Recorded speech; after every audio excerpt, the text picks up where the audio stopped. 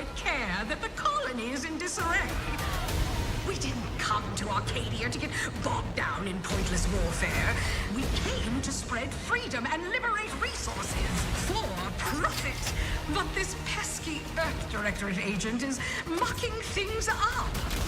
They're not alone in doing so. And they think they can just choose how things play out.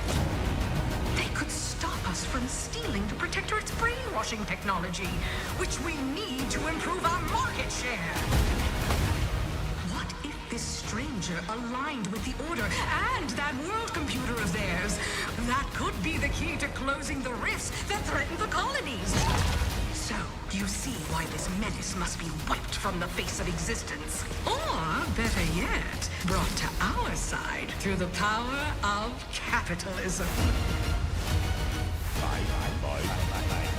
Now, let's get out there and buy our way to victory! I'm yearning and yearning for you. My heart and red and blue. Every last bit of my way, every last bit that I'm paid, every last bit that I save is intended for you.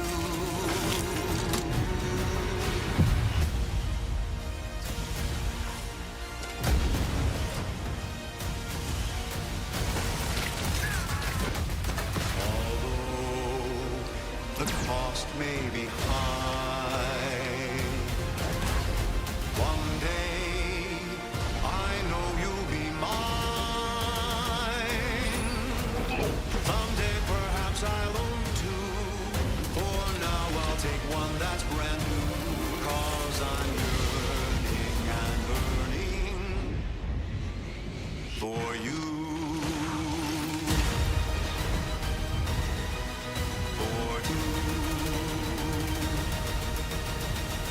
An adventure made for capitalism by capitalism. Inflate our impressions and egos by staying tuned after the showcase.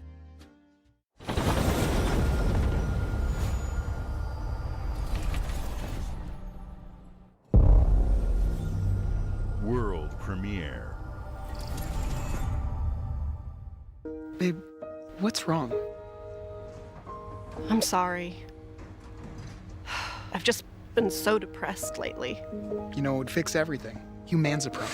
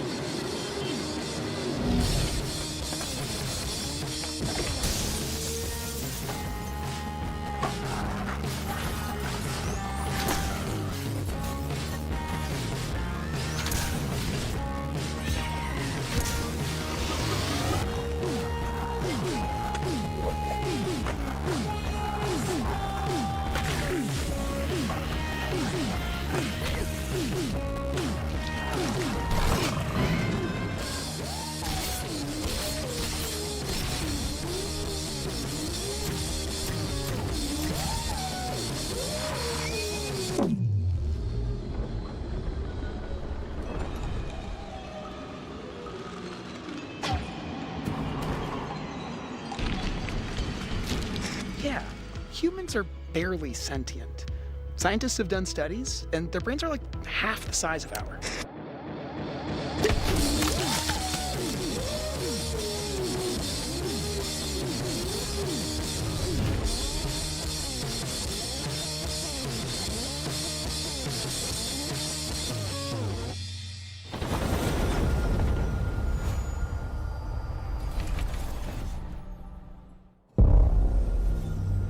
World premiere.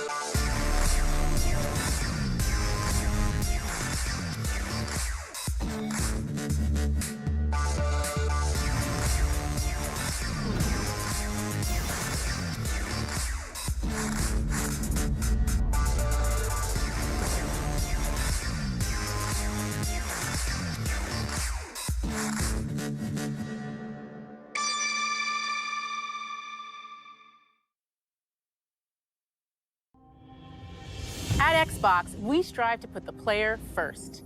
And that's what you've seen from us over the years. We've led the industry with backward compatibility. We championed crossplay and cross-progression. We delivered Game Pass, first on console, then on PC, and with cloud gaming. So what's next? How can we give you even more freedom, more choice, more ways to play? Our next step is to unify your gaming no matter where you buy or play. So we're building an Xbox experience designed for players, not locked to a single store or tied to one device. The Xbox Ally is an Xbox you can hold in your hands, bringing together the power of Xbox and the freedom of Windows. On this Xbox, you can play games across your entire library, including all the Windows PC game stores, from Xbox and Battle.net to Steam, GOG, and Ubisoft Connect. And the highly anticipated Hollow Knight Silksong will be available at launch and in Game Pass when the Ally releases later this year. In fact, every new game you see in today's show will be playable on the Xbox Ally. We have always wanted you to have the unique experience of Xbox on any screen. That's why we're investing in Xbox Play Anywhere. Whether you're playing on console, PC, smart TV, or any Windows handheld like the new Xbox Ally, the Xbox experience roams with you. Your library, progression, friends, and achievements. There are over 1,000 Xbox Play Anywhere games on Xbox today. And every new game you see in today's show, from our partners and our studios, is Xbox Play Anywhere. And because it's Xbox, you can always have access to Game Pass with a diverse lineup of games from the biggest franchises to critically acclaimed indie hits. This is the freedom we believe players should have. Any game, anywhere. And we are giving it our all every day to make this vision real. But it all comes back to the games. From Dead to Rights on the original Xbox to Armored Core 6, our relationship with Bandai Namco Entertainment has stood the test of time. We both believe in bringing amazing experiences to players around the world, and their next game does exactly that. From Rebel Wolves Studio, this is a story-rich action RPG steeped in dark fantasy that I can't wait for you to explore. Thank you, and enjoy the rest of the show.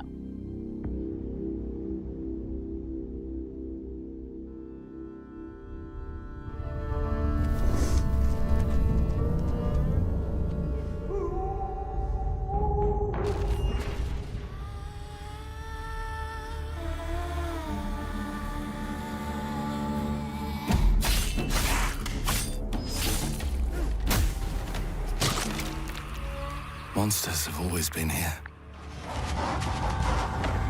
watching from the shadows. And when we were at our weakest, they came out into the light.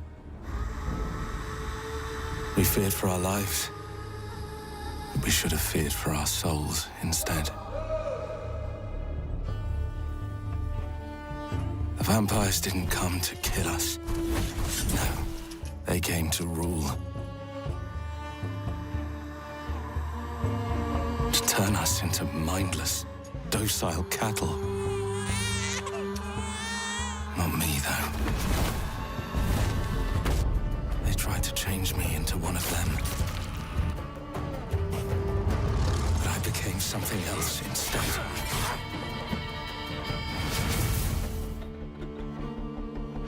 Their worst nightmare.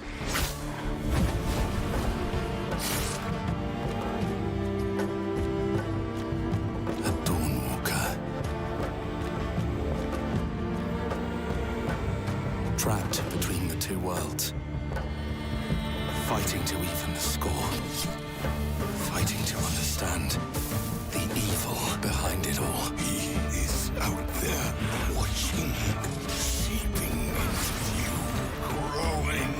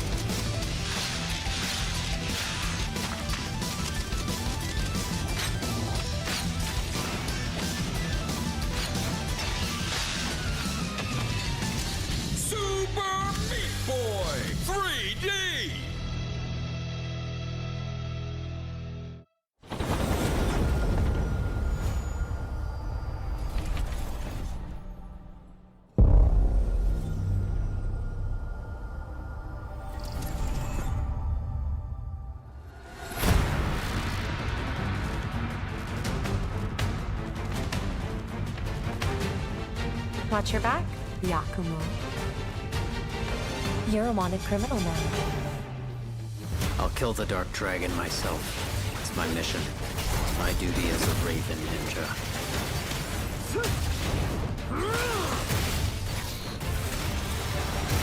Breaking the Dark Dragon free has its consequences.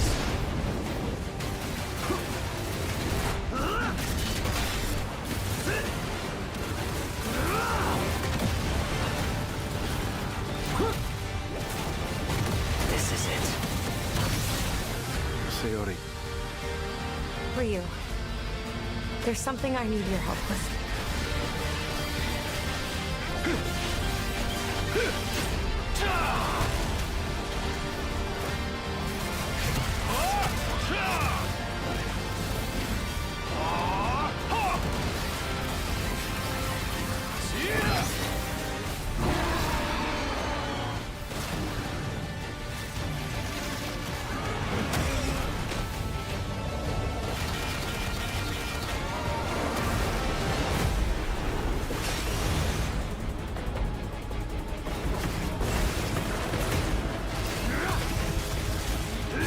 The Dark Dragon is mine.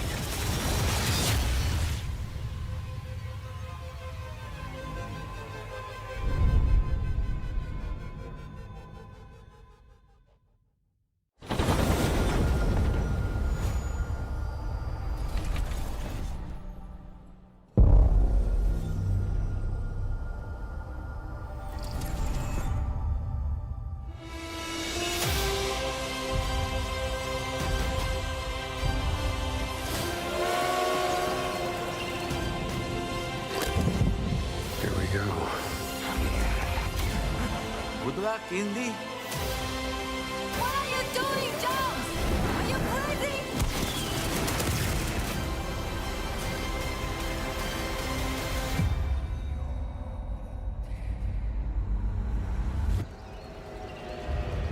This is where it starts. Beneath the streets of Rome. Enter the city of Antioch. Find the secret relic. Bring it back to the Holy See. Defend the secret. They worshipped the giants.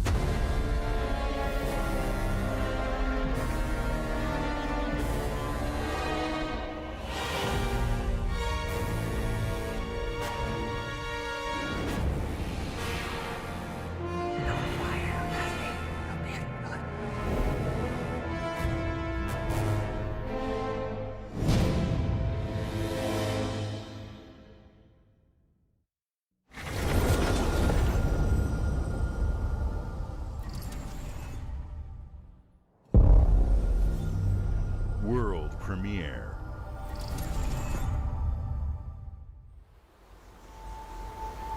はるか昔、この国に輪廻の獣が現れた。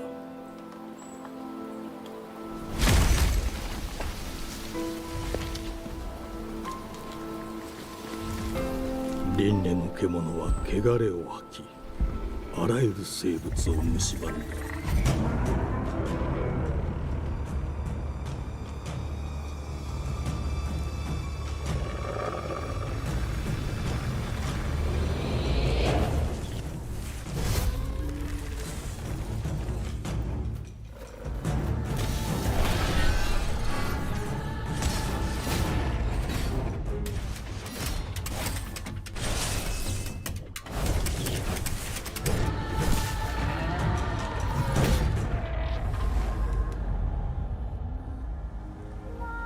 西暦4026年、人類は滅亡を待つのみ。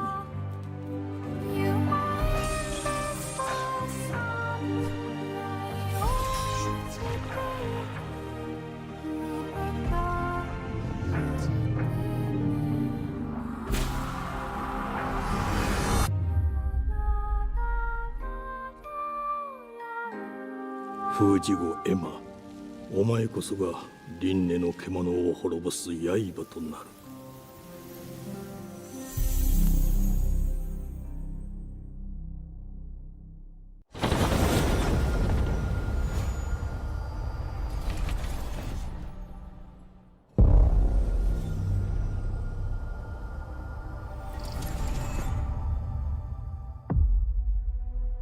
The glittering streets of Avalon sure do shine. Because they sweep their filth down to us. Get your paper in! Who's for a paper?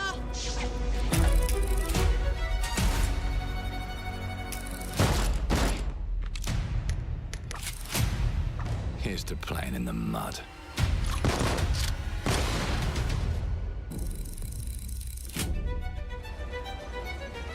Life here ain't for the soft-hearted. You will be paying me back until you fucking rust. It ain't for the spineless. Keep your filthy pickers off me! And it sure as shite ain't for the decent. That's a clean sweep for what a... There has been a crime! Justice itself has been affronted! I have been burgled! Lord Griswick. Bertold! Yes, I got that part. Do you know anyone who might wish you ill?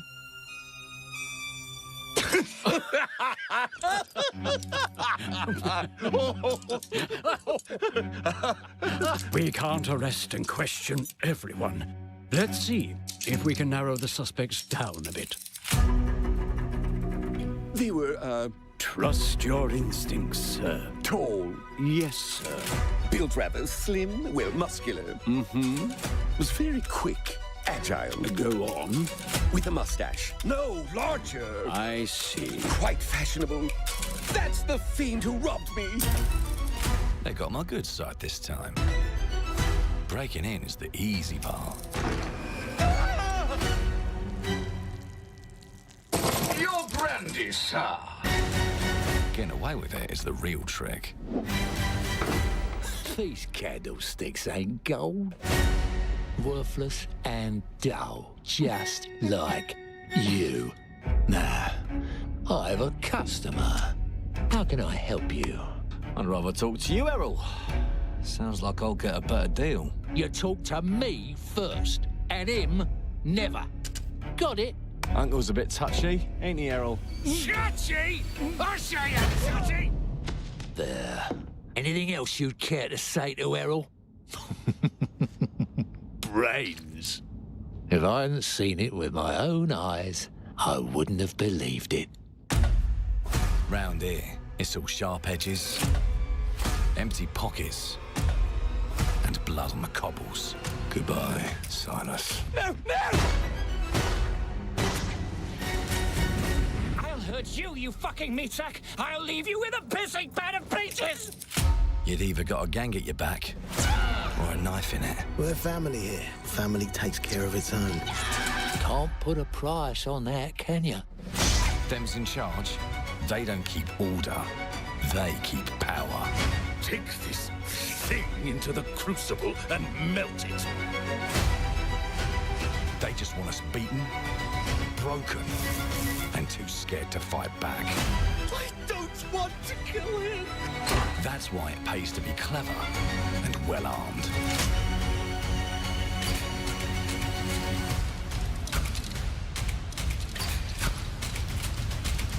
Let's go and end a few arguments.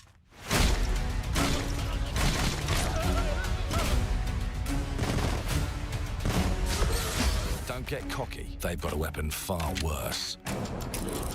Time. And if they can rewrite history, they can rewrite us. But look who just found Mummy's keys. Now I can fiddle with time. Put the bullet back in the barrel. Bring the chaos to a crawl. Take a mistake and make it like it never happened. We can change the world as we know it. One choice at a time. And I can even go back and change the past to change the future. And let me tell you, the hunters don't like it when the rabbits got the gun.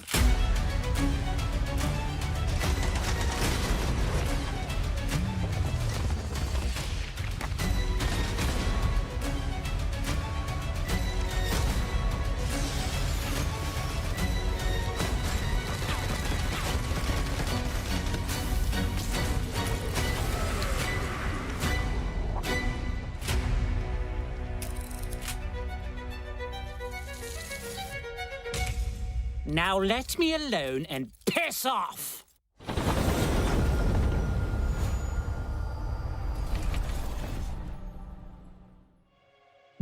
Our creative teams are dedicated to bringing players award-winning, record-breaking, critically acclaimed games. Call of Duty, Black Ops 6 from Activision, Doom, The Dark Ages from Bethesda, Diablo 4, Vessel of Hatred from Blizzard, and Avowed from Xbox Game Studios. All of our teams across Xbox First Party are shipping their most played games ever, and they're also delivering more content than ever before.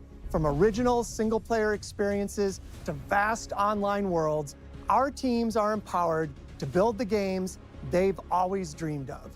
We want our players to have the choice and flexibility of where and how they play the games our teams make. So of course, our games will be available day one in Game Pass, and every new game we make for both Xbox consoles and PC will be Xbox Play Anywhere. On behalf of our creative teams, thank you. These experiences don't stop when you put down the controller. As you've seen in recent years, more and more of our characters, stories, and worlds are expanding to brand new audiences through TV and film. A Minecraft movie and the Fallout TV series broke records and brought millions of players into the game.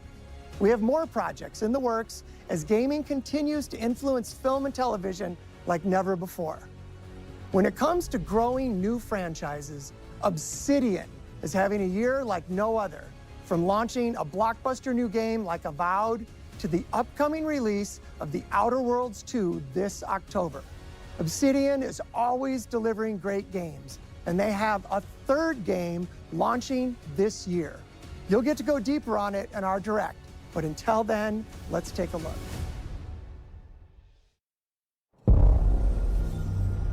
World premiere.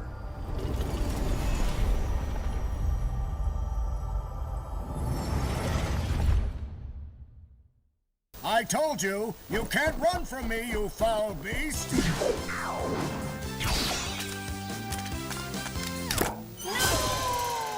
With new flexible legs, the yoke girth action figure can ride anything!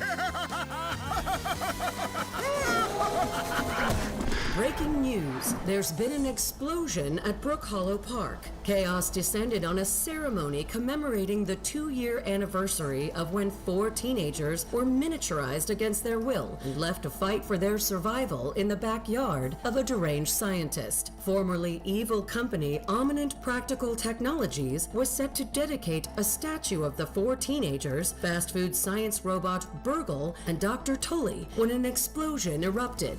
Dr. Tully and the teenagers' current whereabouts are also unknown.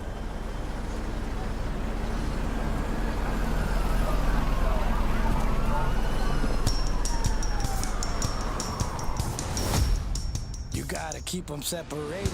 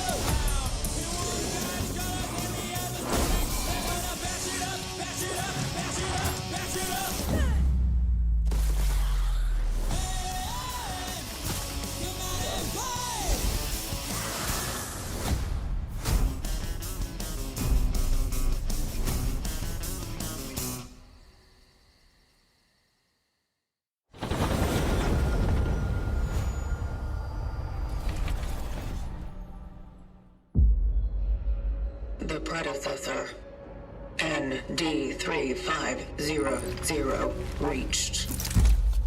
Accessing predecessor's travel log. Attempting data salvage.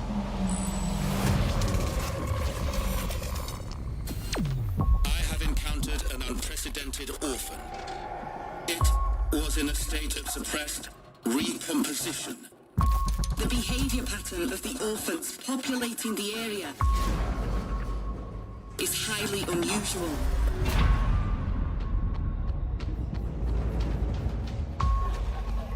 become exceptionally aggressive.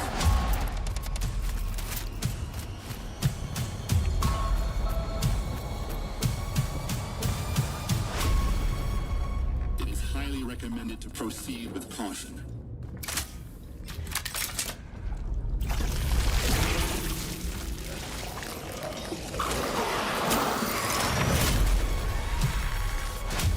They seem to act more consistently, in coordination. Destroying the nest is now a priority.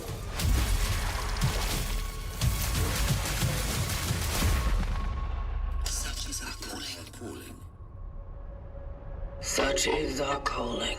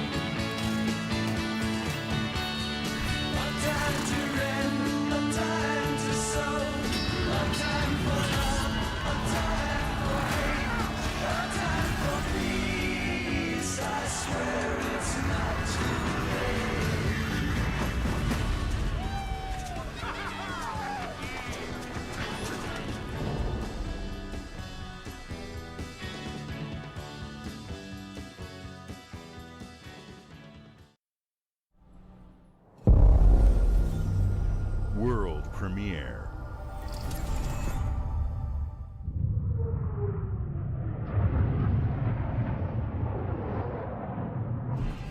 Mayday! Mayday! Hope 1 to mission control, we're falling!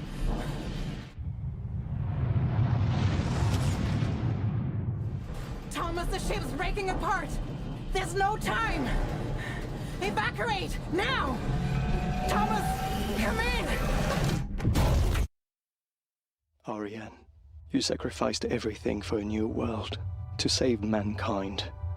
And I'll always love you for that.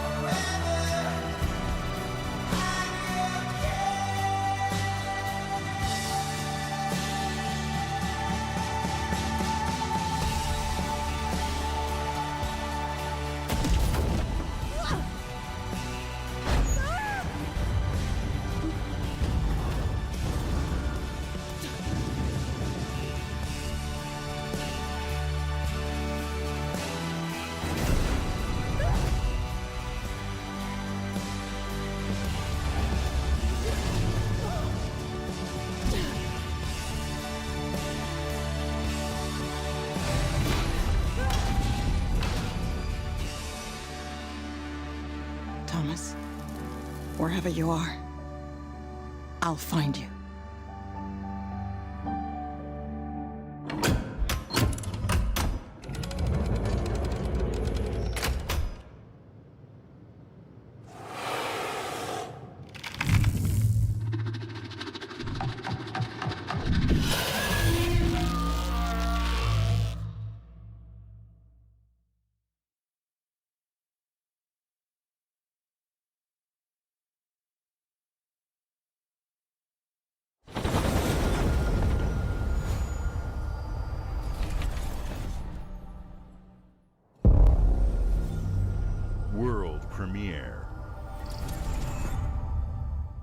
Welcome to England, Mr. David.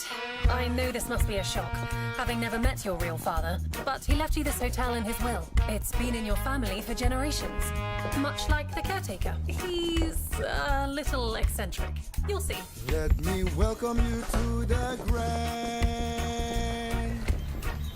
a hotel famous across the land. Every room used to be in such high demand. Your wish I'll command here at the Grand. Well, hello there. It looks like you're about to do some renovations. Would you like some help with that?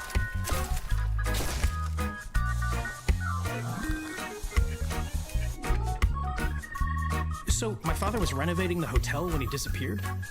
Not just the hotel. He was helping the entire village. You have his power tools. You know, you could pick up where he left off. You seem like a good man, like he was. I'm in. They don't suspect a thing. Just make sure the locals don't get wind of what you're really up to. Because if they find out, they will Wicker Man your ass. You keep looking into things, and things are gonna start looking back. Don't make the same mistake your father made. In this place, the only one you can really trust is me.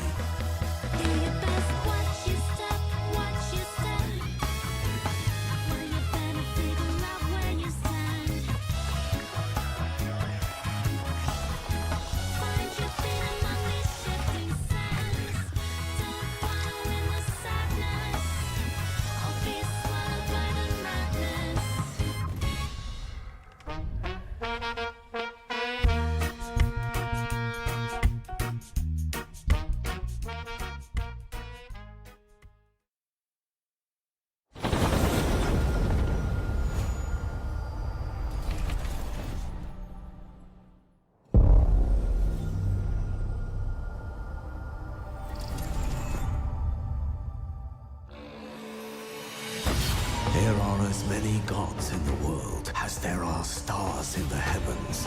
And when we need their help, they send us a hero. Who would have guessed the defender of my homeland would be my daughter? She unlocked the heavenly spear, but is she worthy?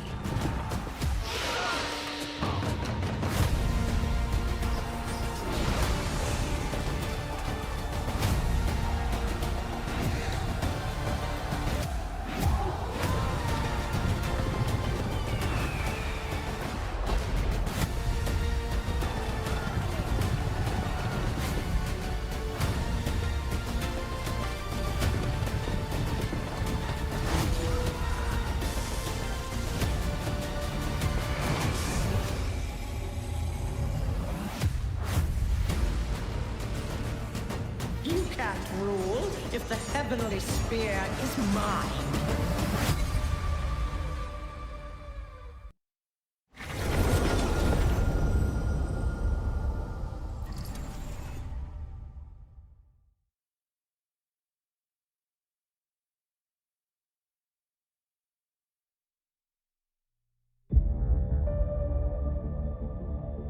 주권 국가의 자주적 결정을 누가 허락하는가?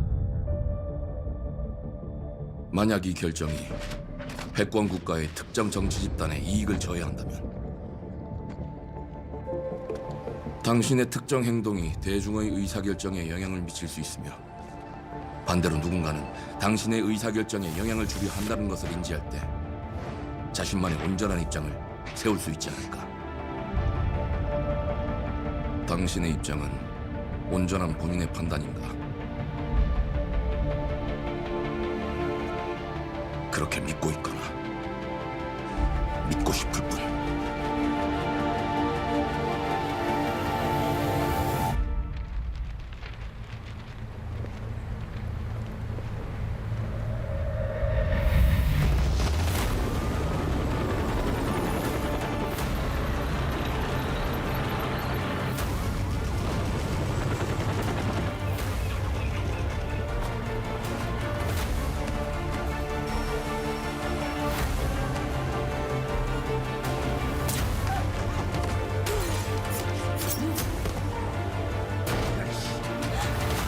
당신은 무엇 때문에 분노하는가?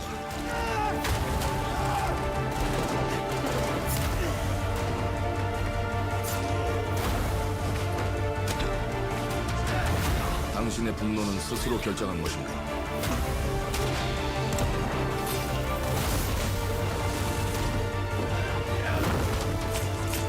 누군가 당신의 분노를 이용한다.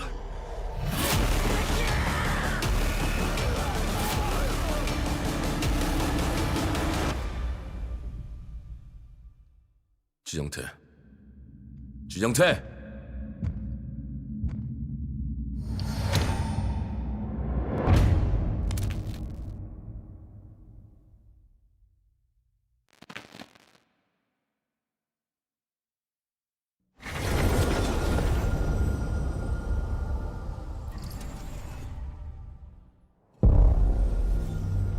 World premiere.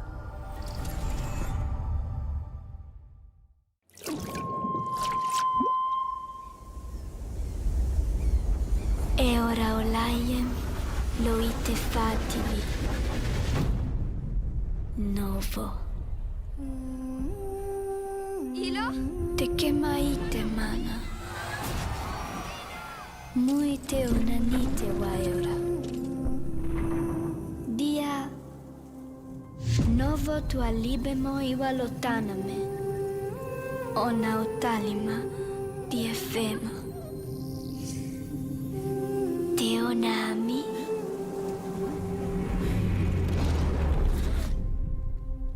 Toma tua calio, terali.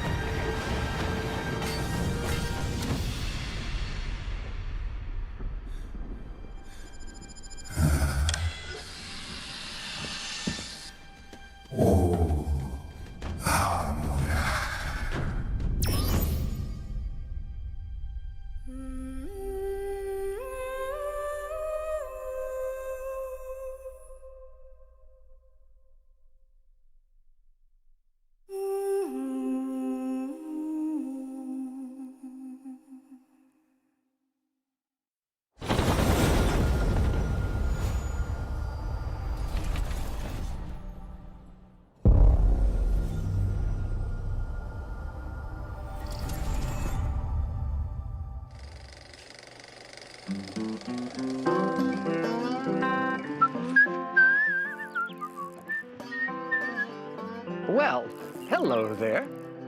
Beautiful day to relax by the old fishing hole, wouldn't you say? When it comes to fishing, Appalachia is a land aswim with opportunity. Yes, you'll find fish of all flavors in every walk of waterway, from its mightiest of rivers to its humblest of ponds. Just step up to the bank, cast your line, and when your bobber starts bobbing, reel in the rewards. What do you got on there, Jed? Worms! And how are they biting today? See for yourself.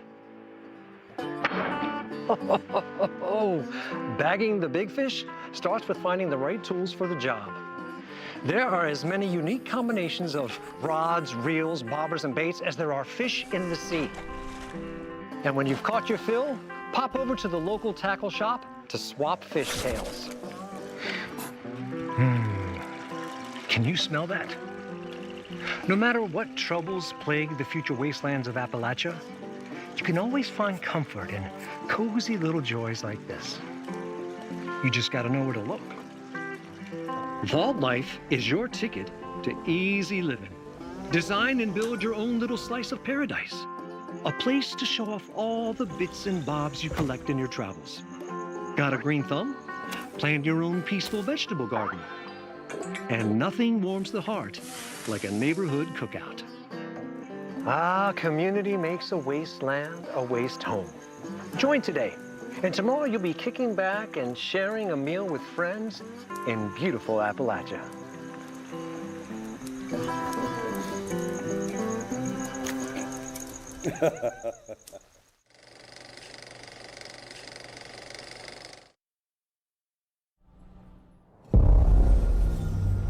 World premiere.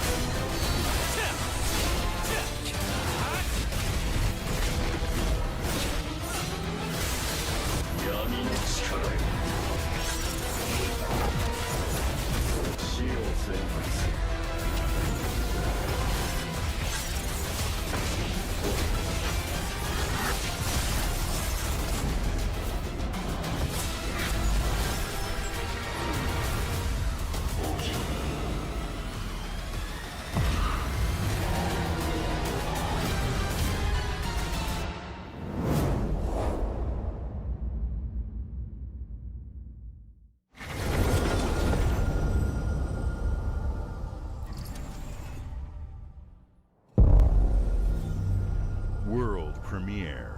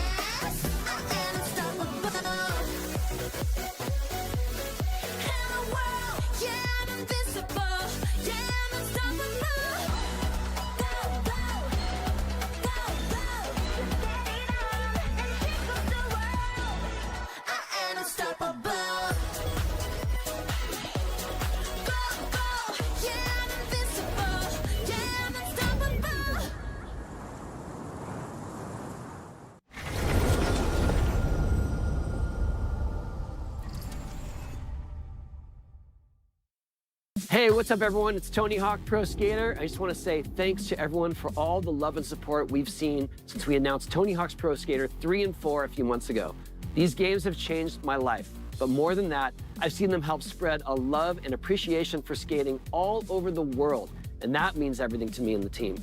I can't wait for you all to experience the game. It's been rebuilt with so much care and attention to detail, with some brand new parks, new music, new skaters, and more. And you can enjoy it all with your friends with up to 8 players in multiplayer. Tony Hawk's Pro Skater 3 and 4 officially drops July 11th, and we have a lot more surprises to come. Check out the launch trailer now.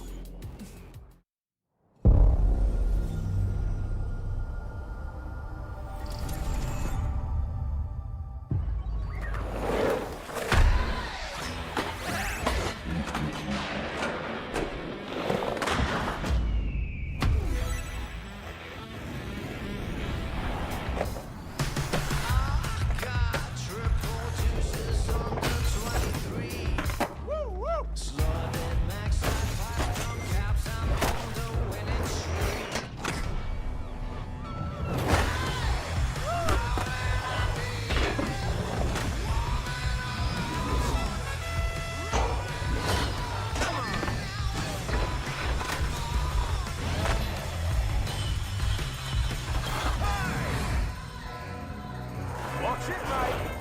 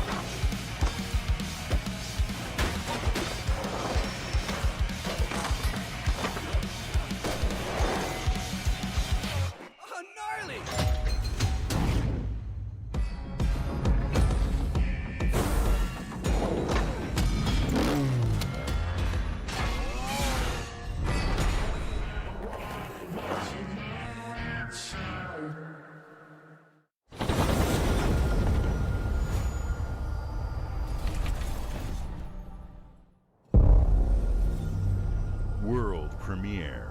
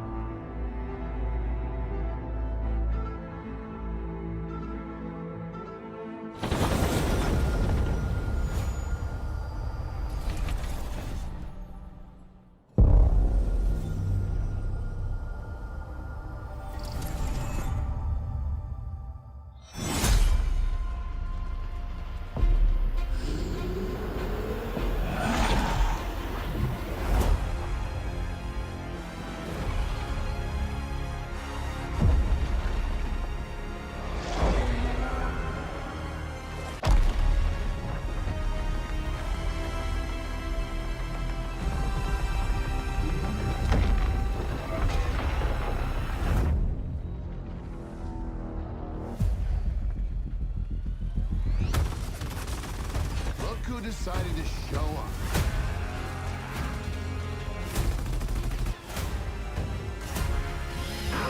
It's game time, baby! You think you can still find your way back home, Phoenix?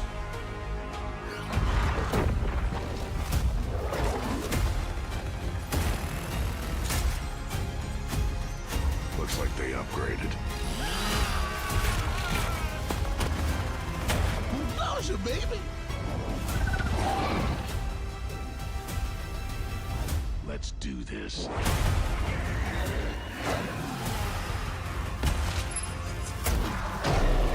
This is gonna be awesome.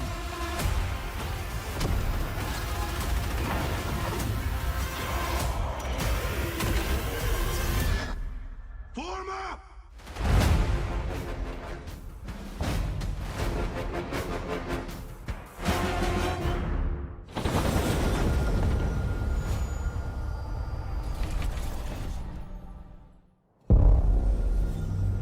World premiere.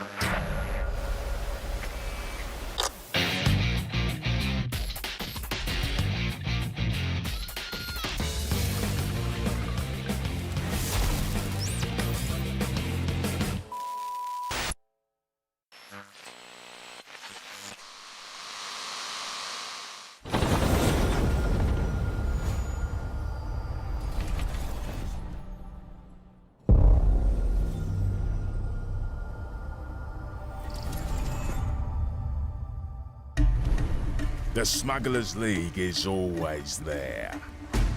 But you won't see us. You won't hear us. And the only way you'd ever know it is if that's what we wanted. As smugglers, we deal in the goods others are afraid to handle. Guns, explosives. And don't forget the rum. It's a life of danger like no other. So I guess my question is, can you handle that?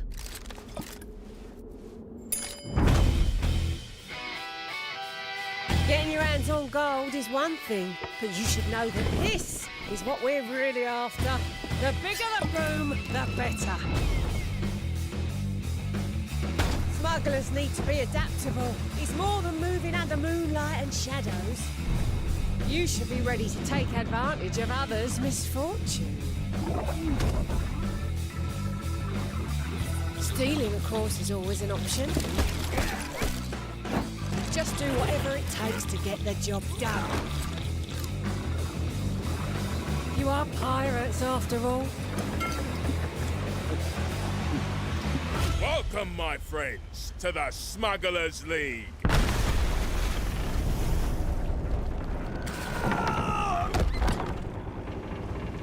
You're paying for that.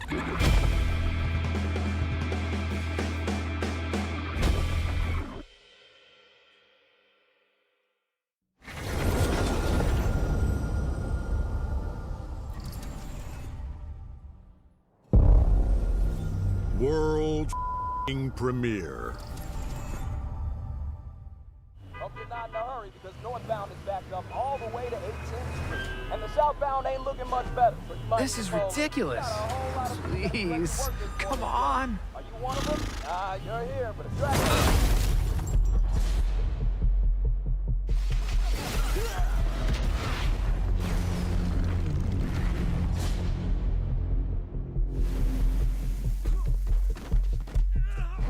Had enough yet? No, Dad, not even close.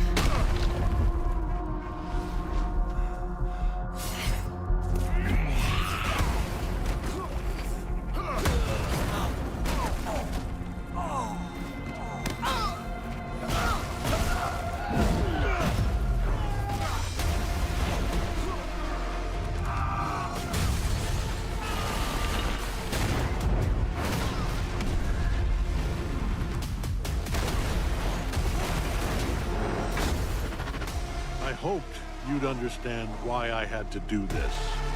Accept our rule, or die.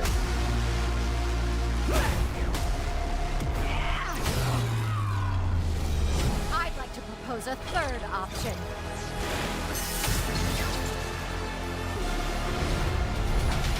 I'm not your son anymore. I'm the guy who's going to throw you off this planet for good. I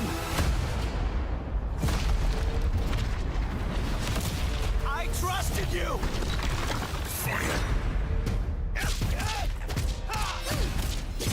Back off! Ready to bleed? This is over.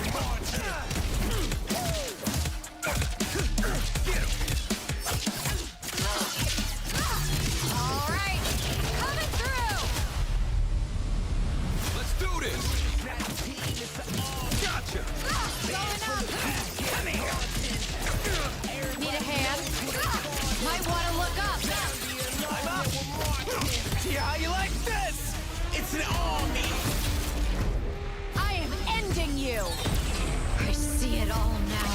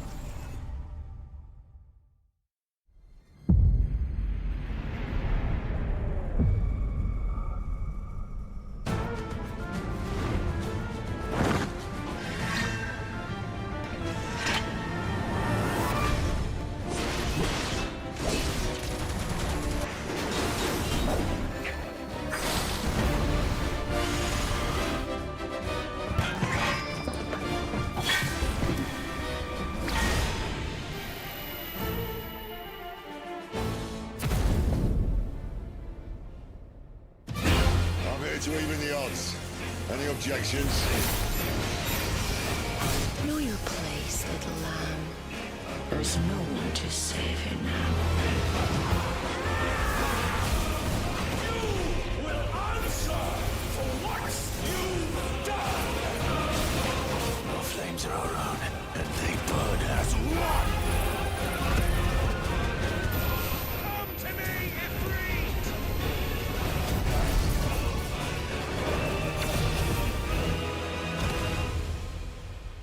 Valisthea cannot endure a second claim upon her being, but she may yet be saved by you.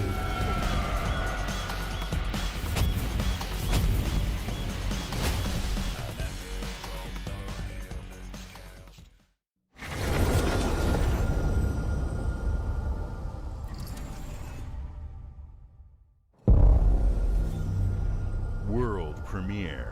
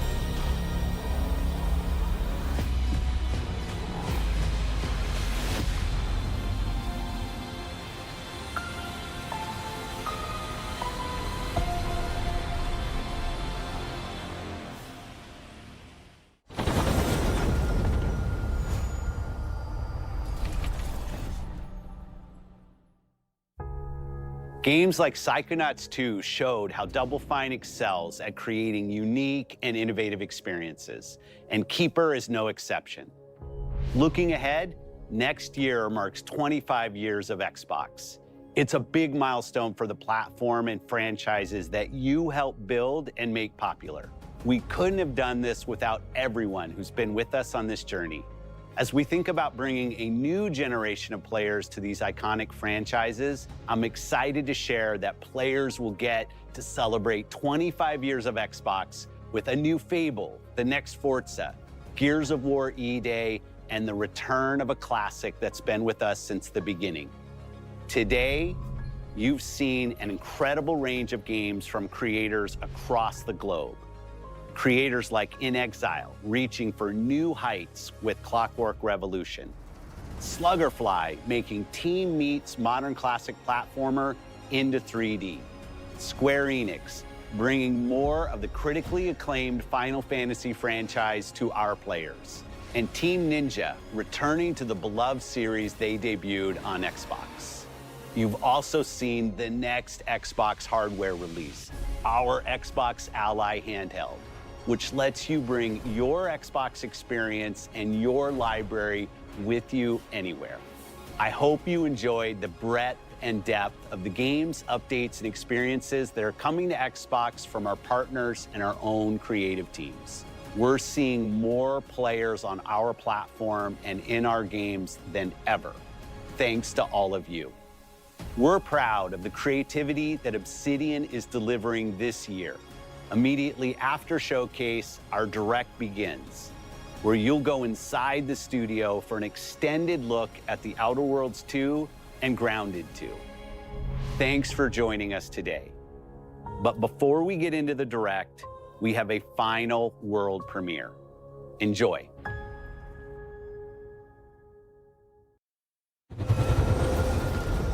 World premiere.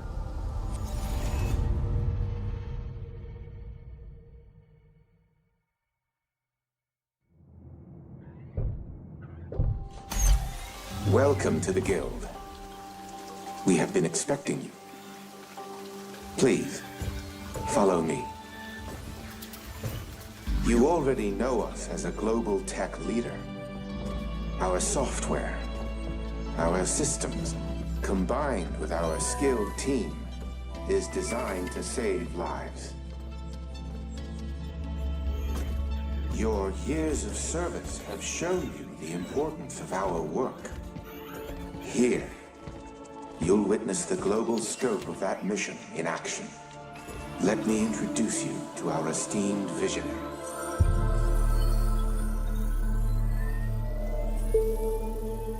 For too long, we have been bound by outdated systems, accepting limitations instead of redefining them. The Guild is safeguarding tomorrow, now. We are pioneering the future of protection worldwide. Our advancements are designed to elevate everyday life, reshaping the future of technology on a global scale.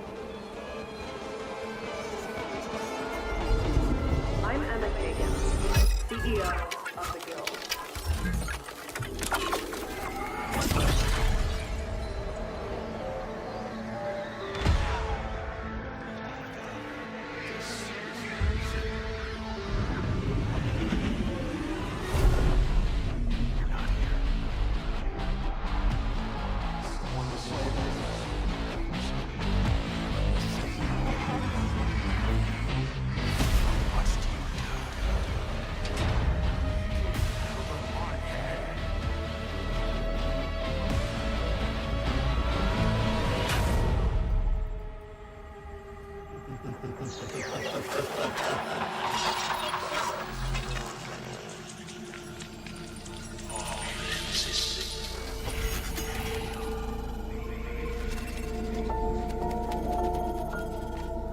Fear is a powerful thing.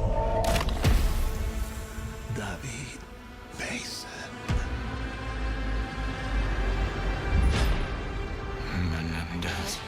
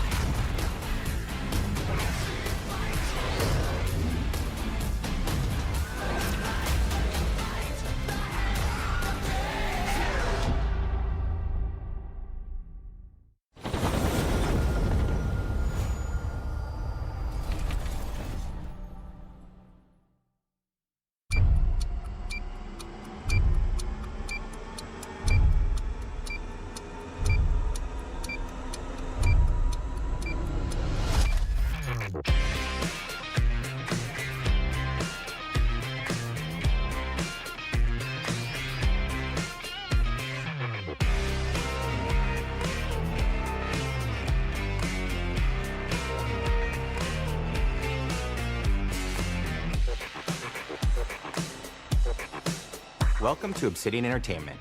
We here at the studio have joked around that this has been the year of Obsidian, with Avowed releasing early this year and now ending the year with 2 more games. And what better way to cap this incredible year for us than by doing what our studio does best, sequels. That's where I come in. You can get out of here, Fergus. Thank you so much. No, you're doing great. You nailed it. The sequel is the lifeblood of every great franchise. Think about it. The original creates the world and builds fandom, but the sequel, that's what makes it worth remembering. No sequel, no hoverboard. No sequel, no dual SMGs. No sequel, no raccoon tail. No sequel, no Zune 2. Which doesn't really exist, but I wish it had. There was a Zune 2. There was a Zune 2? I'm Mark, the head of sequels here at Obsidian, and I have sequelized everything. Blockbuster movies to AAA video games to my first marriage, so trust me, I know what I'm doing. Come along on this journey with me. Part 2.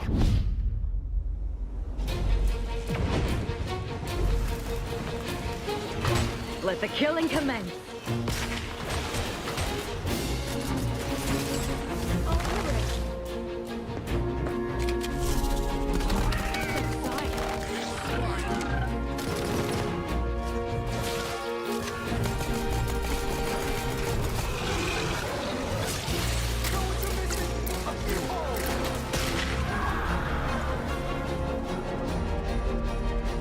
The Outer Worlds 2 is a sequel to The Outer Worlds 1.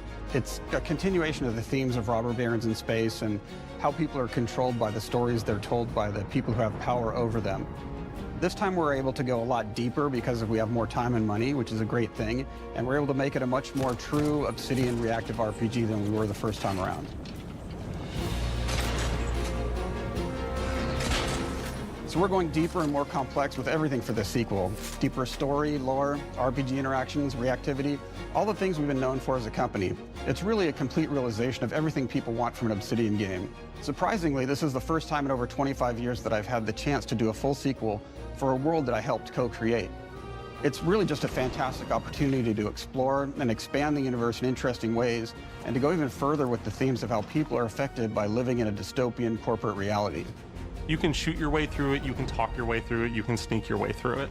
And so no matter what kind of play style that you like, this is just an awesome franchise and an awesome game to jump into, even if it's your first one.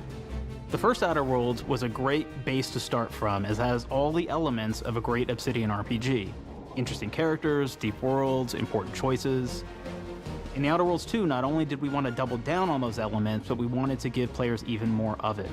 We've also put a lot of investment into skills and traits that impact things like combat, conversations, and areas that we call RPG interactions, which are the part of the world where players can use their specific skills, perks, and backgrounds to solve problems in unique ways in our new, bigger worlds.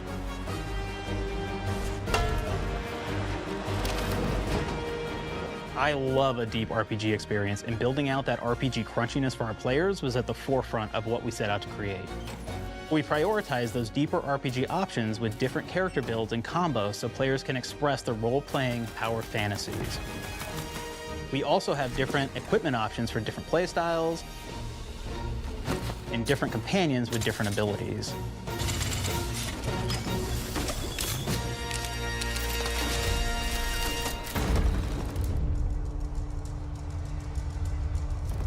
In the first Outer Worlds, you start off as the Stranger, which was basically a blank slate to build on top of with various attribute points that would begin to define your personal experience in the game. You can make any kind of character you want, but we've given you a role. That role is an Earth Directorate agent. You can think of them as kind of like space cowboys or space sky marshals. They're the good guys that go into places and kind of fix everything that's wrong. You're gonna be one of those. But we don't tell you why you joined the Earth Directorate. There could have been a lot of different reasons, right? It could have been because you're an actual lawbringer and you want to go in there and spread law throughout the galaxy. It could be that you're a roustabout and you just had nothing better to do. After you pick your background, one of the really important choices you have next is choosing your traits. While we had attributes in the first Outer Worlds, we've leaned into traits for the Outer Worlds 2, which are these big changes to your character depending on which ones you pick. So it could be something like Brilliant, where you can tag extra skills and you start getting extra skill points. And that's obviously really great if that's how you want to build your character. You can also go and do something like Lucky, where you get extra critical chance, and you also get a lot of really cool options throughout the game as well. Of course, we brought back Dumb, so players love the Dumb option. Tell me, do you believe in signs?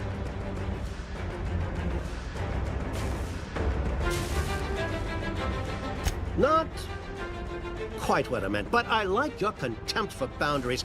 I could put your adventure spirit to good use. You get like lots of really cool, fun conversation options in the game, but we took that even further. And again, there's lots of elements in the game where you can be dumb and use that for something. Could be something as simple as banging on a machine to get it to work. After you've invested in some of your traits, your next choices are going to be choosing your skills. The skills themselves basically allow you to build on your playstyle and what your character is doing in the game. That will be everything from playing stealthily to speccing for an explosive specialty.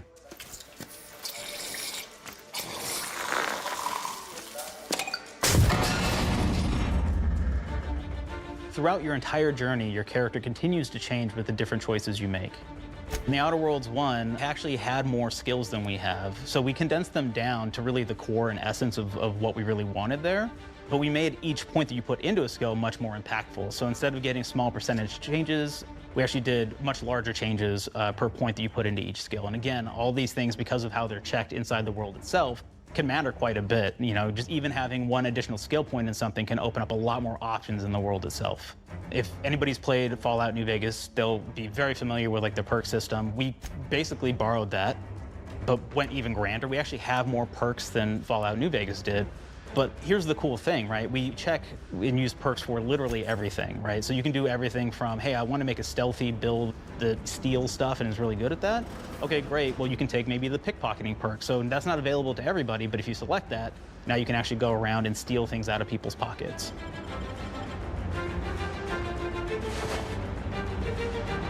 There's another perk called heavy-handed, right? Where say you're a melee person, what this does is now your power attacks that you use actually knock people down.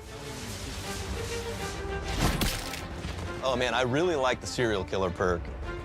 As you start killing people, they will drop hearts. And you can take those hearts, and essentially you're taking these trophies, you could say, and it's actually giving you a permanent health bonus every time you do it. We have this perk called Assassin. Now, this is an early game perk that you can take, which every time you stealth attack an enemy, you're actually going to get a movement bonus for a certain amount of time.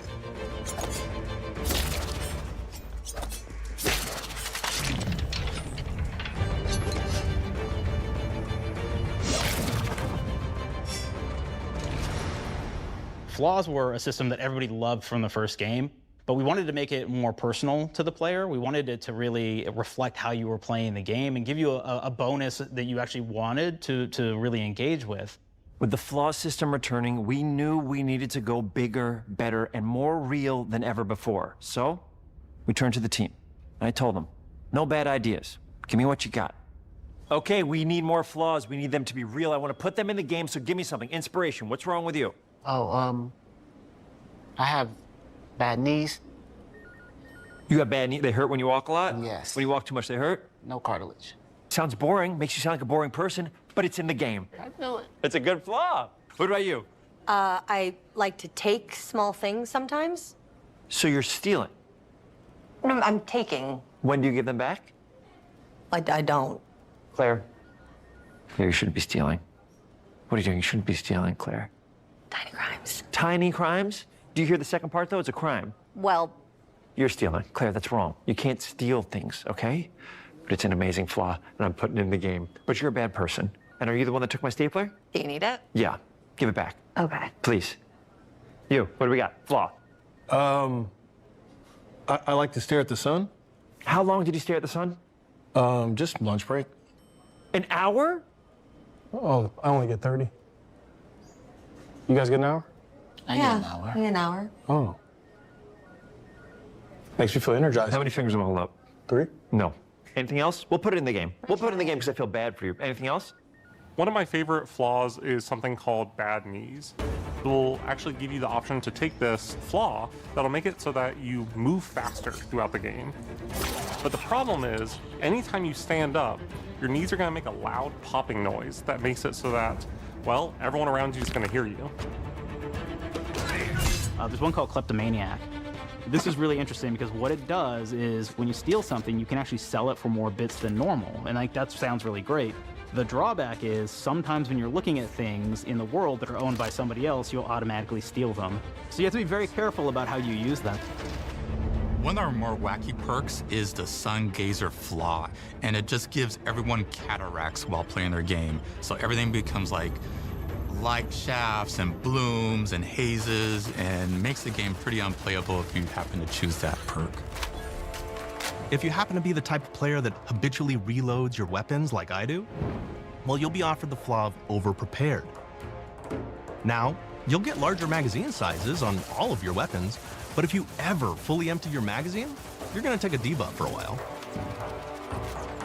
While we support options like being a gunslinger who wants to key into destructive weapons, or a rogue who wants to alpha strike their enemies before they know what hit them, we also allow for a lot of fun and experimental builds. You can be a mad scientist who utilizes gadgets and wacky science weapons and armors. Or even a psychopath who gains permanent bonuses to health by murdering their friends. Nothing shows the impact of these character build options better than, in my opinion, the bridge area, which has a quest you get early on in Paradise Island.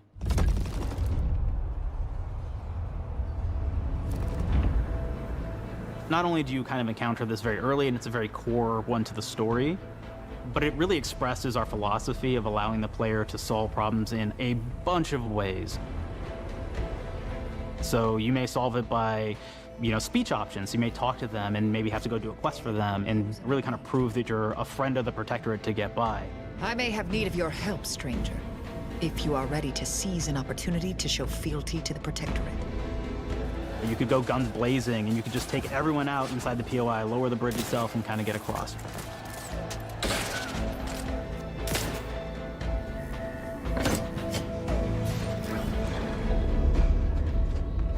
You could sneak in, lower the bridge, and then actually sneak in under the bridge to get over to the other side.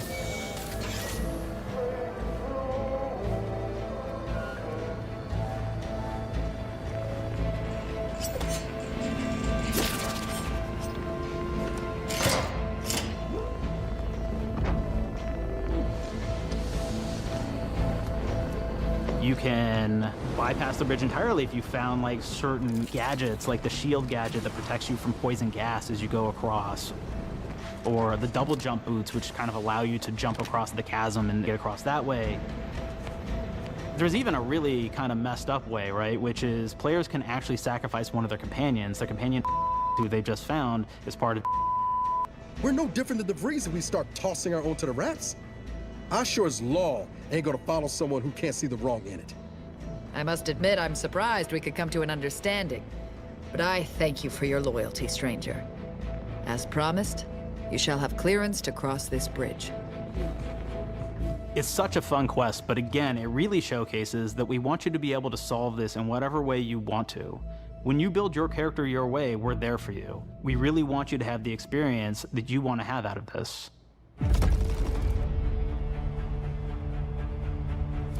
From the very beginning of our discussions about the Outer Worlds, we really knew we wanted every game to take place in a different colony.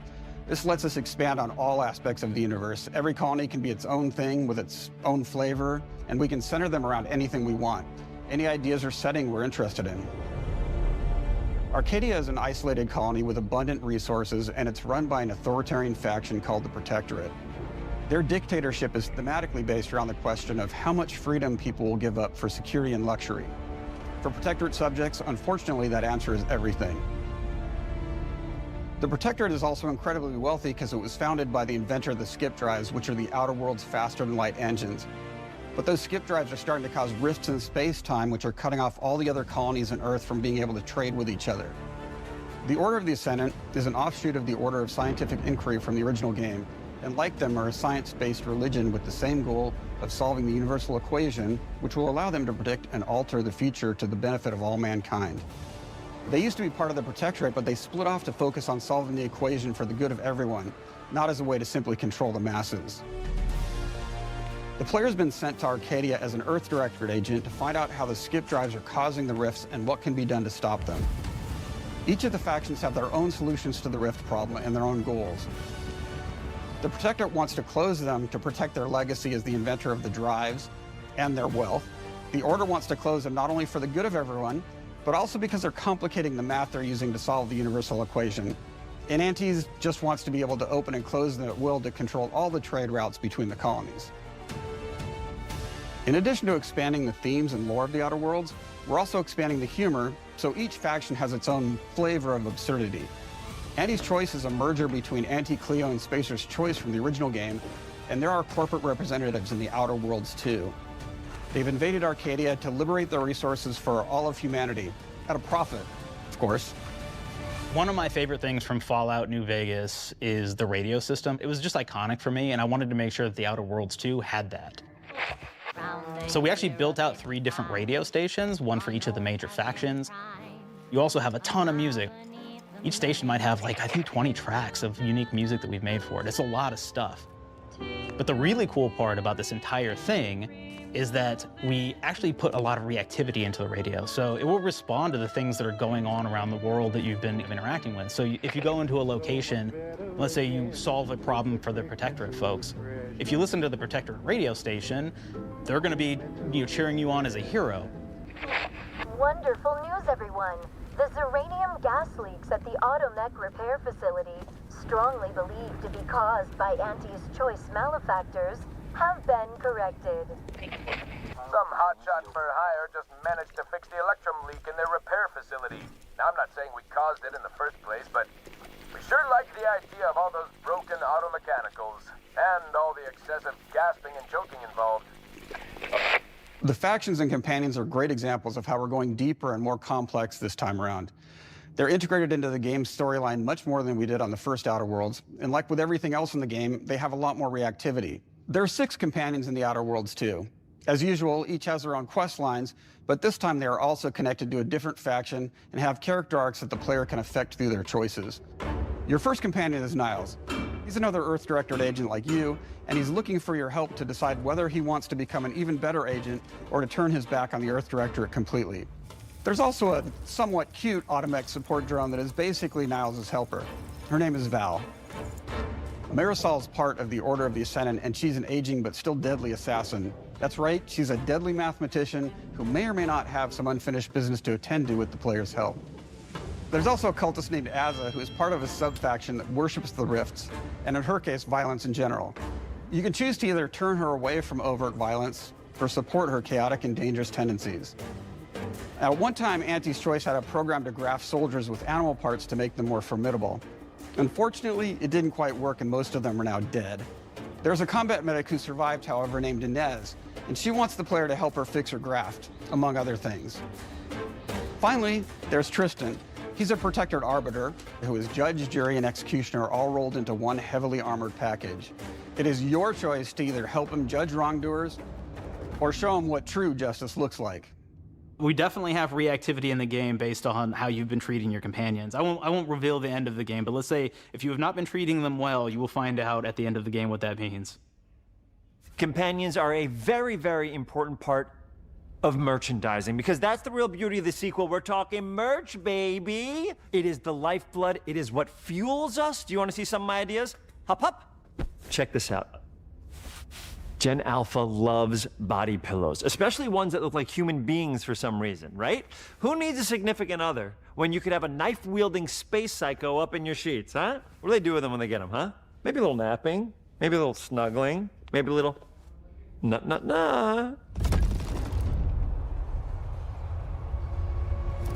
The visuals of the first Outer Worlds depicted a frontier colony in space. The Outer Worlds 2 is driven by an invasion of the Arcadia colony system by Auntie's Choice, which shifts the visuals to be more reminiscent of a World War I-like setting in space. That evolution is seen across all aspects of the game, starting with the factions. How do you militarize everything, including extreme capitalists or math-crazed scientists? In a World War I setting, war comes with propaganda. The Sovereign uses it to maintain control. Auntie's Choice uses it to help their bottom line. The Order just wants to show how it exists within the grand plan. We want players to feel like Arcadia is a living, breathing place scarred by a long-standing war. Fairfield, one of the first towns you encounter, was once under Protectorate control, but has recently been taken over by Auntie's Choice. They don't just occupy the town, they rebrand it with their signature style, repainting buildings, posting guards, and adding propaganda-based holograms featuring Auntie and the Moon Man. Showing the towns evolving after the invasion helps us push immersion for our players. One of our priorities in visually realizing the world of the Outer Worlds 2 was making sure everything is clear and recognizable from the player standpoint. We want to make sure each faction has a particular look and design. So when the player is running across these vast, different environments and landscapes, they're recognizing the motifs and visuals of who they're talking to, what they're going to be talking about, and how that progresses throughout the story. The first Outer Worlds was really about player interfacing with corporations. And while we have that in the Outer Worlds 2, we really want to express not just the corporations, but how the player interacts with other facets of the world, like government entities or religious structures. And then we elaborate on those. With larger environments, we wanted to encourage exploration by improving player mobility across the board. Now you can run, slide, double jump, mantle, and parkour your way through all of the nooks and crannies of these worlds. It really allows the player to just explore and have fun finding really cool stuff.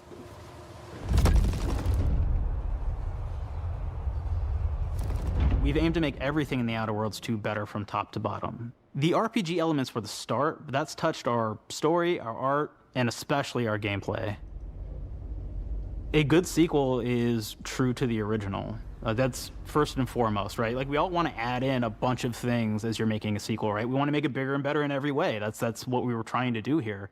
And I thought, we did not need this consultant. We've made enough sequels. We understand how to do this. And I will say, I don't think it's been entirely successful. I am very proud of the combat improvements we have made in the Outer Worlds 2, thanks to my patented combat system. You may be thinking to yourself, it can't be that good. Shush, what are you even talking about? You haven't seen it yet. Watch this. Put a helmet on, because I'm about to blow all of your minds with my COMBAT system, combat system. My name is Mark, I'm the head of sequels. Shall we begin? You're thinking, what's C for? C, capitalize the fact that the people loved the first game. We're gonna take those people, we're gonna make them buy the sequel, giving out pounds, pounds, pounds. Quick ones, ha, ha, not you, Dev. Here we go. What comes after C? O, optimize for player satisfaction. I am terrified of online gamers, okay? I wanna make them happy, so let's, okay? All right, mobilize the players so they're ready for that sweet, sweet pre-order. Clap with me. Sweet, sweet. If you don't have rhythm, Brandon, just say it.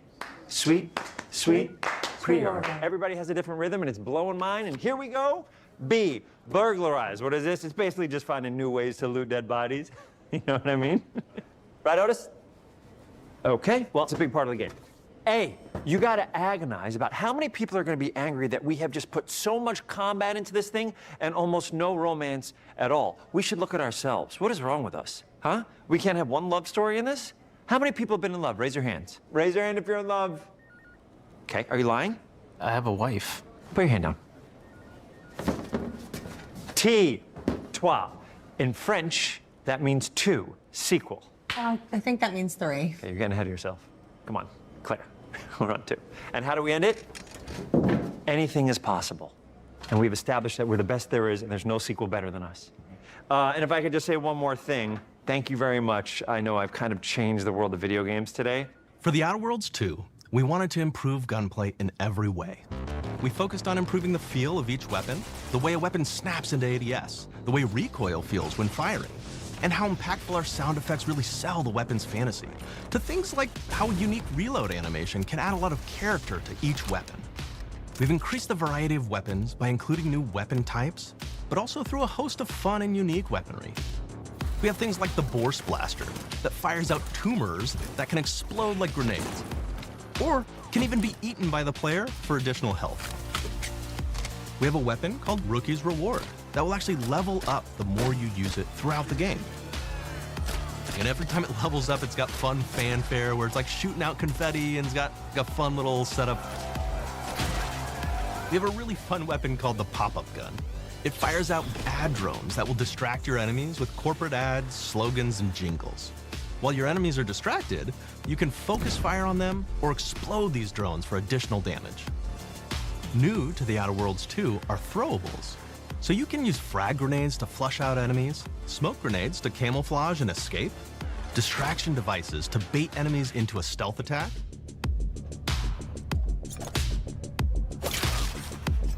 and even science grenades that will levitate enemies, allowing you to fire upon them while they float helplessly.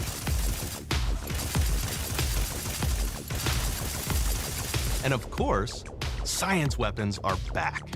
We have returning favorites, like the Shrink Ray. This time it's been upgraded so you can shrink your enemy down to the size of a sprat and run over them, exploding them into bits. The Shrink Ray, that was probably my favorite one from the first game, so we brought it into the second game, but we improved it though. So instead of shrinking your enemies for a short period of time and having them re-expand, this time they stay shrunk, and we actually added in the ability to step on them and kind of squish them and kick them, because we knew that that was the player fantasy. We knew that's what everybody wanted to do. They wanted to step on the enemies, they wanted to kick them. So we made sure to double down on that stuff. In addition to things like our returning favorites, we also have some really fun and unique new science weapons.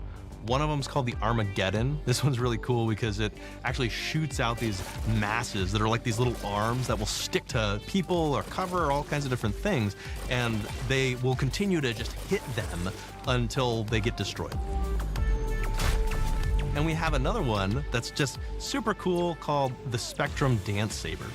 This is a melee weapon that actually lets you attack to a musical beat. And if you continue to do that, you'll actually get additional bonuses each hit you do. One of my personal favorite weapons is called the Big Bang. It's just a big freaking gun that uses material harvested from rifts to shoot out a giant ball of energy, vaporizing everything in its path. Now, ammo's extremely rare for this weapon, but you can use it in just the right situation to devastating effects. Like another great one is Gary. If you wear Gary, he will lash out at your opponents as you're walking through combat. So we even have science armors, and we've really kind of shown off what we thought was really great for the player from a science perspective. We're all about letting people play the game their way. There are some players who prefer to be immersed in a first-person view, taking in all of the details. But there are others who really prefer to take the world in from a third-person perspective. Why not allow both? Well, now you can swap between the two, letting you enjoy the experience in whatever way you like. One of the things I really like about having the third-person mode is being able to see all of the fun and unique armors and armor combinations and weapons that you can equip your player with. All of the actions that you could do in first person, so you're double jumping around, you get to see your character in that way, and you get to take in the world and see things in a different light.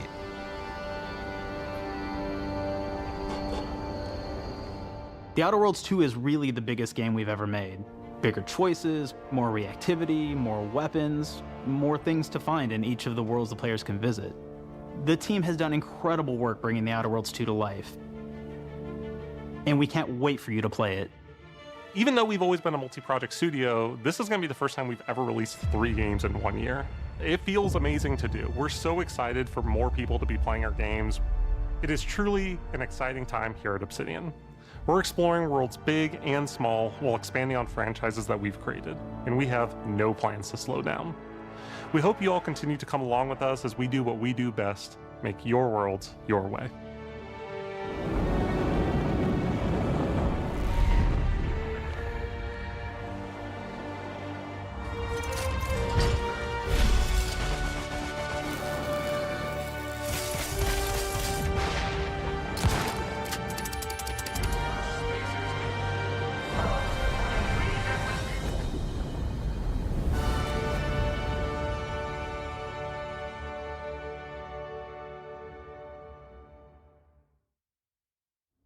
With the Outer Worlds 2, we're all about the best place to play, which is also the promise of Xbox.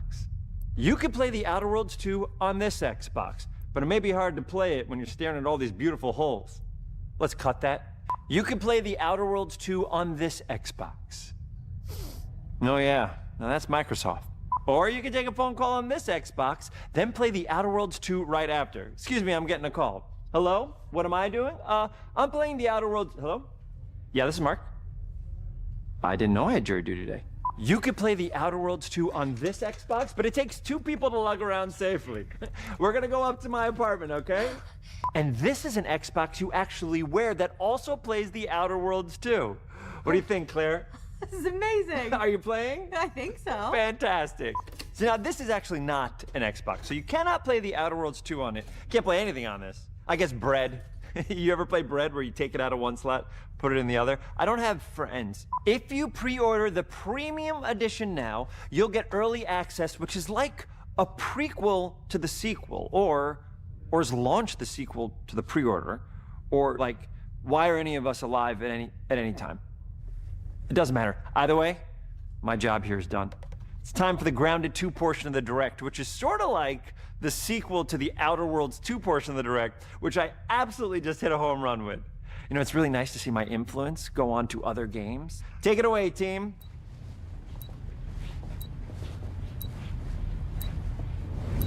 And big exit.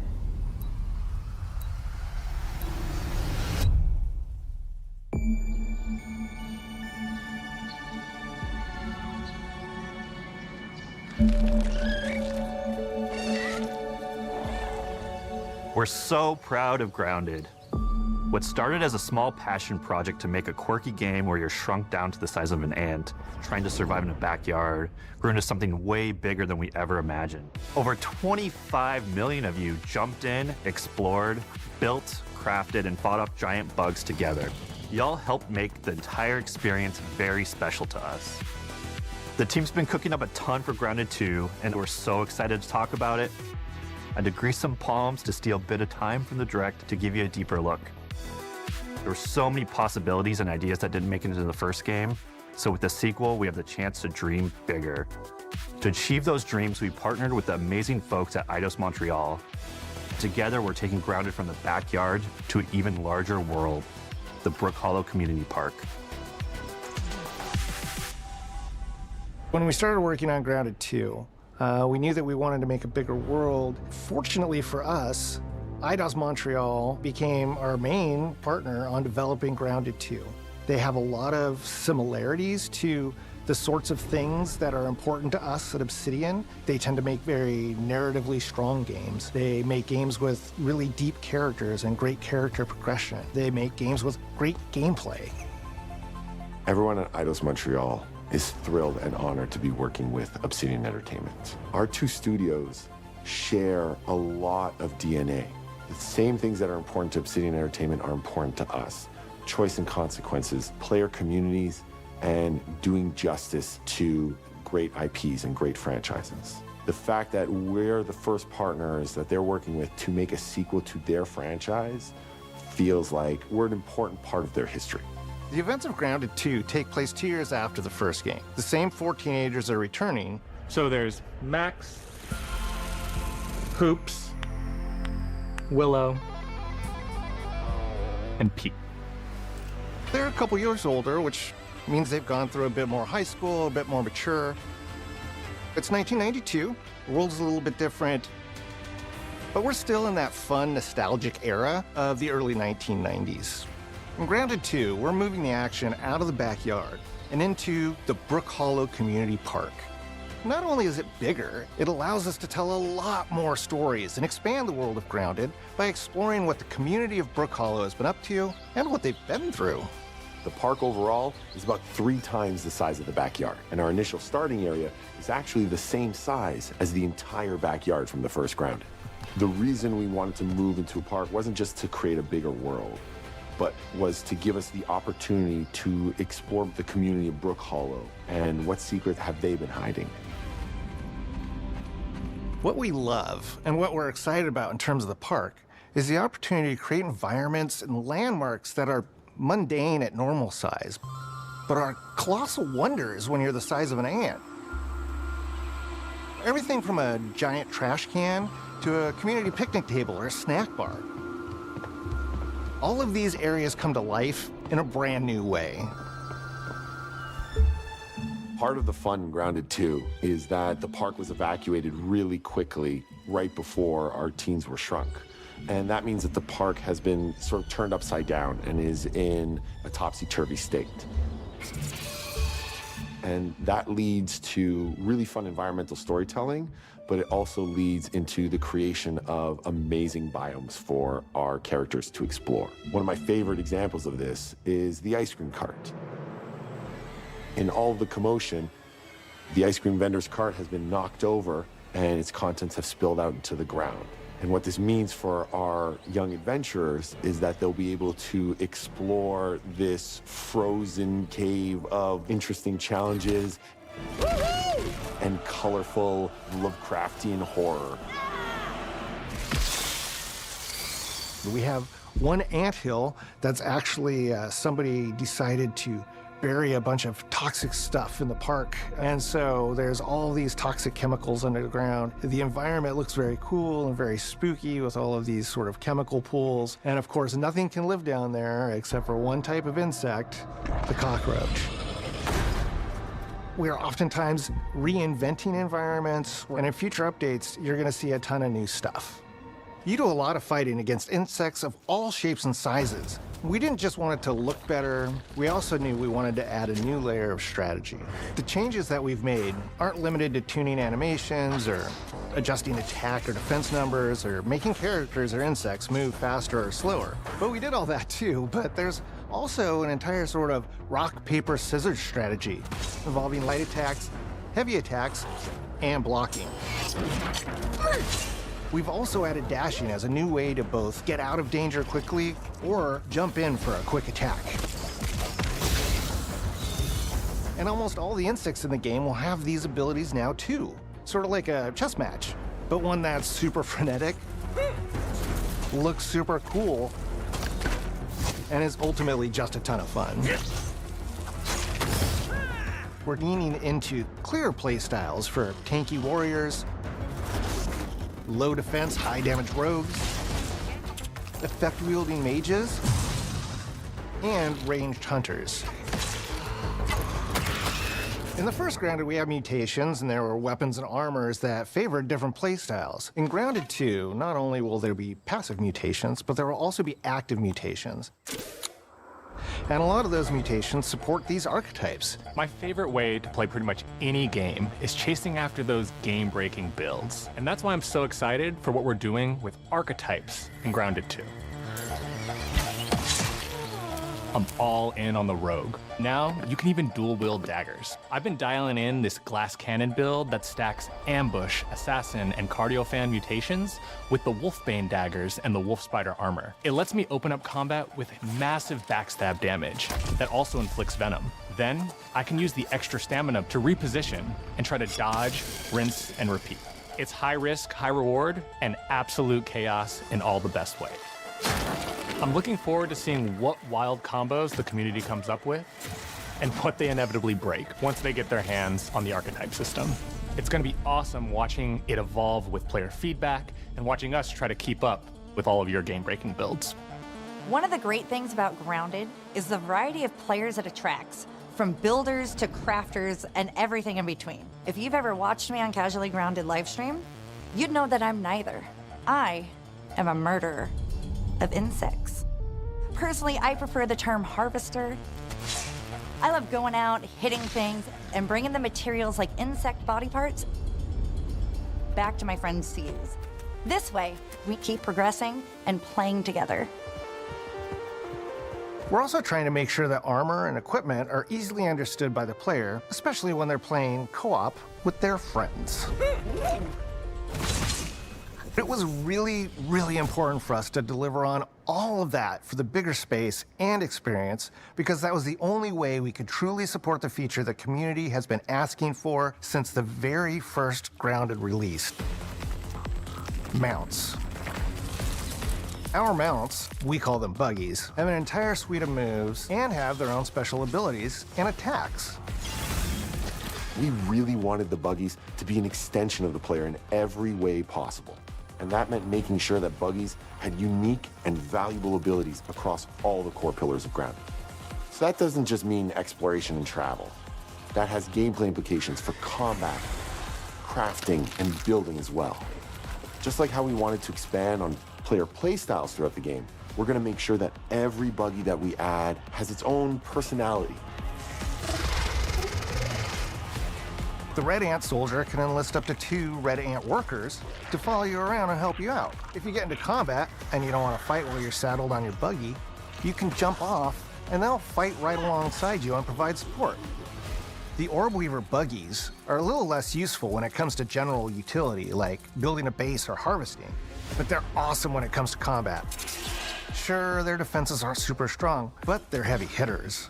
They're also super fast, and they have some great special abilities, like a scream that allows them to stun lesser-powered insects, and the ability to shoot webs and entangle other creatures. So the Orb Weavers won't be your base-building buggy. You should use the Red Ant Soldier for that. But they're super fun for exploration and combat. Red Ant Soldiers and Orb Weaver Spiders will be available at Game Preview launch. There will be others in the future, but those are the 2 we're starting with. The connection that our Grounded community has with us is something we want to keep forging with the sequel as we make an even bigger game than the original. Pretty much from day one, we knew we wanted to return to game preview for Grounded 2. Sure, it comes with some trade-offs, like the game's not done and it's out to the world, but there's so much value in building it alongside the community. Buggies change how you traverse and navigate the park. What we're doing with Grounded 2 is we're actually keeping zip lines held back so we can see how players engage with buggies, and then we can tweak zip lines to bring them back over time to really complement that buggy experience and make exploring the park far more fun. That kind of feedback loop helped shape the original Grounded, and we wanted to shape the design for Brook Hollow Park, archetypes, buggies, all of it. We also learned a lot from that first time around. One thing that stood out immediately, players blaze through our content, especially the story. That makes sense. Story, characters, world building, that's kind of Obsidian's thing. It's the flavor we bring to the survival genre. So this time, we're starting with a much bigger baseline. There's been an explosion at Brook Hollow Park. Chaos descended on a ceremony commemorating the 2-year anniversary of when 4 teenagers were miniaturized against their will. One of our favorite parts of the first game was watching the community uncover clues and spin up theories. This time around, we're leaning even more into that, and we'll be keeping a close eye on what our players discover and how they interpret it. Because you never know what might inspire us as development moves forward. We really started to hit our groove at the end of Grounded 1. We found that being open about what we were planning and then following through was key to building trust with the community. As a small team, we had to experiment with update pacing and scope, and what we found resonated the most with all of you were bigger, beefier updates, even if it took us a little longer to land. So that's the plan. Larger, more complete updates spaced out just enough so we can take your feedback seriously and make every drop count. You can expect in our big updates, new buggies, new biomes, new building pieces, all the good stuff. And we're launching with a public roadmap so everyone knows what to be excited about in the future. All of us at Obsidian Entertainment and IDOS Montreal are super excited about how close we are to letting all of you players get shrunk a second time and explore the all-new park on buggies in Grounded 2. If you're a returning Grounded player, we're really looking forward to you experiencing all the improvements. If this is your first time getting tiny, then all I can tell you is that a world with an entirely new perspective and an entirely new feel awaits you in Brook Hollow Park. It's time to ride together and survive together.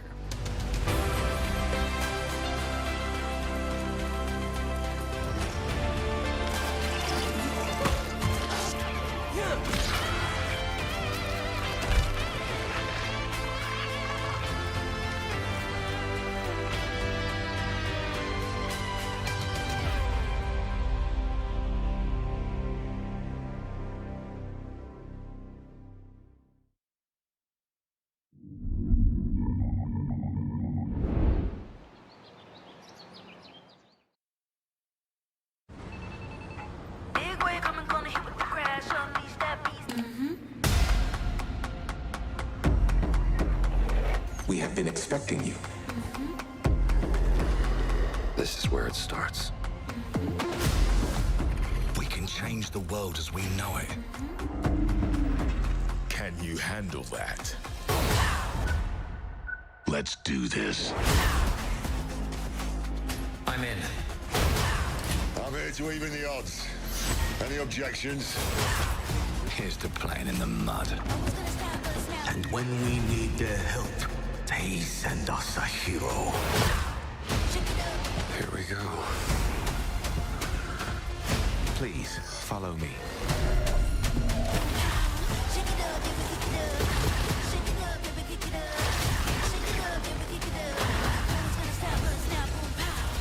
Well, hello there.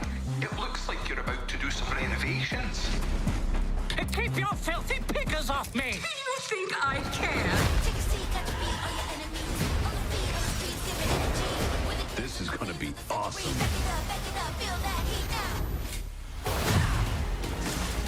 Mayday! Mayday! Code 1 to mission control, we're falling!